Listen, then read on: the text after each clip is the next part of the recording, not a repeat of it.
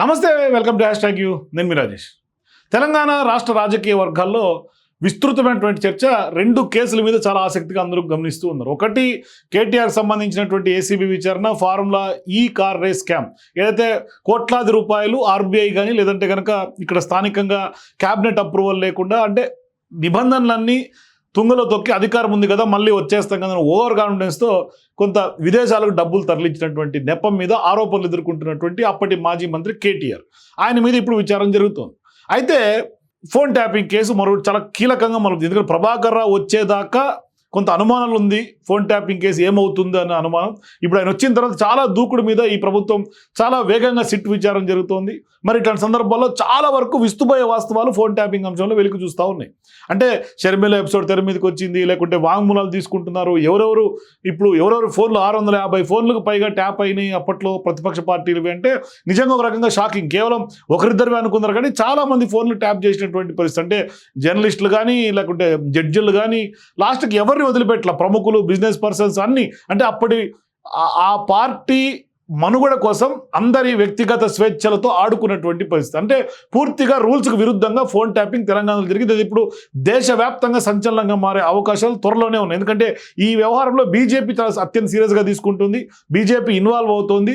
ఇప్పుడు కనుక BJP involve అయ్యి ఇప్పటికే సిబిఐ విచారణ కూడా కోరుతున్నటువంటి నేపథ్యంలో ఒకవేళ కనుక సిబిఐ చేతికి ఫోన్ ట్యాపింగ్ ఎపిసోడ్ వెళ్తే ఇక భవిష్యత్తులో బీఆర్ఎస్ అనేది లేవకుండా దెబ్బ కొట్టినట్టే. కానీ ఇక్కడ నేను ఈ రెండు కేసులు వేరువేరు. ఒకటేమో ఏసీబీ కేసు, ఫార్ములా ఈ కేసు, ఇంకోటేమో ఫోన్ ట్యాపింగ్ అంశం. మరి ఈ రెండింటికి సంబంధం లేదు కదా, ఎందుకు ఈ రెండు చెప్తున్నారని మీరు అడగవచ్చు.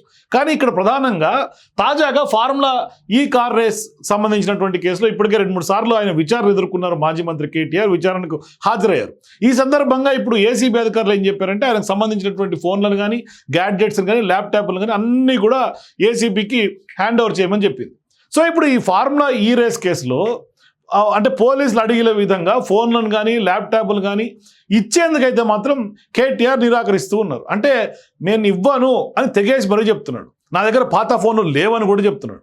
మరి పోలీసులు విధించినటువంటి గడువు ముగిసిన చివరి రోజున తనకు వ్యక్తిగత గోప్యత చాలా ముఖ్యమని, అందుకే తన ఫోన్లో ఇవ్వబోనని లేఖ కూడా పంపించారు ఏసీబీకి.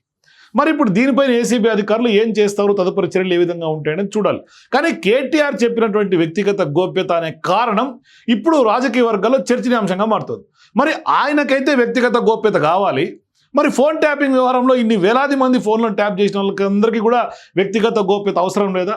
మరి ఫోన్ ట్యాపింగ్ అంశంలో సంచలన విషయాలు వెలుగు చూస్తున్నటువంటి సమయంలో మరి వ్యక్తిగత గోప్యత అనేది కేవలం బీఆర్ఎస్ హయాంలో ఎలా ఉల్లంఘనకు గురైంది అనేది కూడా వెలుగు చూస్తోంది. ఎందుకంటే చాలామంది, షర్మిల నుంచి మొదలుకుంటే చాలామంది, రేవంత్ రెడ్డి కానీ అప్పుడు పిసిసి అధ్యక్షుడు, ఇట్లా 100 ఫోన్లు. మరి ఓ నేరం విచారణ కోసం ఏసీబీ అధికారులు ఫోన్ అడిగారు.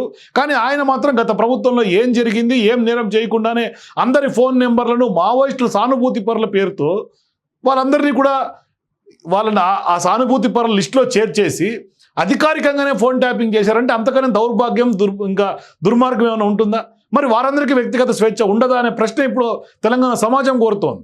అంటే తప్పుడు మార్గంలో వారి వ్యక్తిగత వివరాలు తెలుసుకొని ఇబ్బంది పెట్టడం ఏ చట్టం ప్రకారం సమ్మతం? ఇది కేటీఆర్కైనా లేకుంటే అప్పుడు బీఆర్ఎస్ ప్రభుత్వానికైనా సరే. పోనీ కేటీఆర్ అంటాడు నా ఫోన్ కూడా ట్యాప్ అయింది, గతంలో వచ్చి ప్రెస్ మీట్ పెట్టి చెప్పాడు, సరే బాగుంది, ఆయన ఫోన్ ట్యాప్ అయింది అని ఆయన కూడా గుర్తించాడు అనుకుందాం. అసలు అప్పుడు ప్రభుత్వము అధికారంలో ఉంది వాళ్ళ పార్టీయే కదా, మరి వాళ్ళ కిందే కదా పోలీస్ బాస్లను పనిచేసింది. మరి ఈ ఫోన్ ట్యాపింగ్లో మాకు సంబంధం లేదని అంటే సచ్చిలుగా క్లీన్ చిట్గా ఎట్లా వాళ్ళు బయటకు వచ్చి మాకు సంబంధం లేదని మాట్లాడతారు? కానీ ఇప్పుడు ఫోన్ ట్యాపింగ్ పైన ఆరోపణలు అబద్ధం కాదని నిజమైపోద్ది. ఎందుకంటే పెద్ద ఎత్తున సిట్ దర్యాప్తు చేస్తుంది. అంటే ఆధారాలు లేవని గట్టిగా వాదించవచ్చు కూడా కొంతమంది. కానీ జరిగినటువంటి పరిణామాలన్నీ వాటికి సాక్ష్యాలుగా కళ్ళ ముందు కనిపిస్తూ ఉంటే ఇప్పుడు సామాన్య జనం కూడా ఫోన్ ట్యాపింగ్ జరిగింది నమ్ముతున్నటువంటి పరిస్థితులు తెలంగాణ రాష్ట్రంలో. ఎందుకంటే హార్డ్ డిస్కులు రీట్రైవ్ చేయటం, డేటా రీట్రైవ్ చేయటం, వాటిని ధ్వంసం చేయడానికి ప్రయత్నాలు చేయటం, ఇదంతా కూడా తెర మీదకి వస్తుంది. ఇప్పుడు ఆఖరికి కుటుంబ సభ్యులు, సొంత పార్టీ నేతలే కాదు, కుటుంబ సభ్యులు, ఏపీకి చెందినటువంటి కొంతమంది ఫోన్ ట్యాపింగ్లు, టీడీపీ నేతల ఫోన్ ట్యాపింగు, మరి అప్పుడు ముఖ్యమంత్రి ఆయన అప్పటి ముఖ్యమంత్రికి ఉప్పందించేందుకు ఇక్కడి నుంచి ట్యాప్ చేసి అక్కడికి పంపించడం. మరి ఇంత ఘనకార్యాలు చేసిన తర్వాత మావోయిస్టుల సానుభూతి పరుల పేరుతో ట్యాపింగ్ చేసినటువంటి వారి ఫోన్ నెంబర్లన్నీ బయటికి వస్తే గత ప్రభుత్వం చేసినటువంటి అరాచకం ఏంటో ప్రజల ముందు ఇట్లాగ అర్థమైపోతుంది. ఇప్పుడు వ్యక్తిగత గోప్యత అంటున్నటువంటి కేటీఆర్ మాటలకు ఏమన్నా విలువ ఉంటుందా అనేది నా ప్రశ్న. అంటే వ్యక్తిగత గోప్యత ఇప్పుడే గుర్తుకొచ్చిందా కేటీఆర్కి? మరి ఆనాడు వ్యక్తిగత గోప్యత ఎందుకు గుర్తు రాలేదు అనేది ఇవాళ చాలామంది క్వశ్చన్ చేస్తూ ఉన్నారు. నిజంగానే ఫోన్ ట్యాపింగ్ జరిగి వందలాది మంది వాళ్ళ బాధితులుగా ఇప్పుడు వాంగ్మూలాలు ఇస్తూ ఉంటే మరి వాళ్ళందరూ వ్యక్తిగత గోప్యత హరించడానికి ఈయనకు అధికారం ఎక్కడి నుంచి వచ్చింది? ఎవరిచ్చారు ఈయనకు అధికారం? ఇది కదా అందరూ అడుగుతుంది ఇప్పుడు తెలంగాణలో. మరి ఇప్పుడు నీ ఫోను ఇస్తే దాంట్లో ఏమేమి ఉన్నాయో, ఏం లీక్ అయిపోతాయో, ఏ డేటా రీట్రైవ్ అయిపోతుందో, ఏ చాటింగ్లు బయటికి పడిపోతాయో అని కేటీఆర్ అంత భయపడుతూ ఉంటే, ఏసీబీ అధికారులకు ఇవ్వడానికి వెనకంజు వేస్తూ ఉంటే, ఇప్పుడు ఏమీ లేనప్పుడు యథేచ్ఛగా పోయి ధైర్యంగా ఇచ్చేయచ్చు కదా కేటీఆర్. మరి ఎందుకు ఇప్పుడు వ్యక్తిగత గోప్యత గుర్తొచ్చింది? మరి అంత ప్రైవసీ, అంత వ్యక్తిగత గోప్యత ఉంటే మరి ఇతరుల వ్యక్తిగత స్వేచ్ఛకి, ఇతరుల ప్రైవసీలకు ఎంటర్ అవడానికి అధికారం అప్పటి ప్రభుత్వ పెద్దలకు ఎక్కడిది? మరి అప్పుడు పోలీస్ అధికారులను తొంగి చూడడానికి వాళ్ళు ఎవరు అసలు?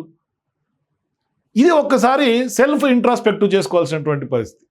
అంటే ఇప్పుడు ఆ కేసుకి ఈ కేసు సంబంధం లేకున్నా ఈయన ఫోన్ ఇవ్వడానికి భయపడి ప్రైవసీ నెపం తెర మీదకి తీసుకొచ్చి, అంటే ఇప్పుడు మందికైతే ఒక రూలు, ఈయనకైతే ఒక రూలు. కేటీఆర్కి అయితే ప్రైవసీ, అబ్బో చాలా పెద్ద ప్రైవసీ, అసలు వ్యక్తిగత భంగం అయిపోతుంది, నావన్నీ లీక్ అయిపోతాయి, నేను బయటికి చెప్పను. కానీ మంది అయితే ఎక్కడదన్నా ఏమని చేసుకోవచ్చు. అంటే తెలుగులో సామెత ఉంటుంది తెలుగు రాష్ట్రాల్లో, మంది కాకపోతే కాశీ దాకా దేకిచ్చమన్నాడు. అంటే అట్లా ఇప్పుడు కేటీఆర్ పరిస్థితి కూడా అదే పరిస్థితి. అంటే ఆయన వరకు వస్తే కానీ నొప్పి తెలియట్లా, ఇతరులదేమో మొత్తం ట్యాప్ చేసి ఒళ్ళంతా చెవులు పెట్టుకొని ఇన్న పరిస్థితి.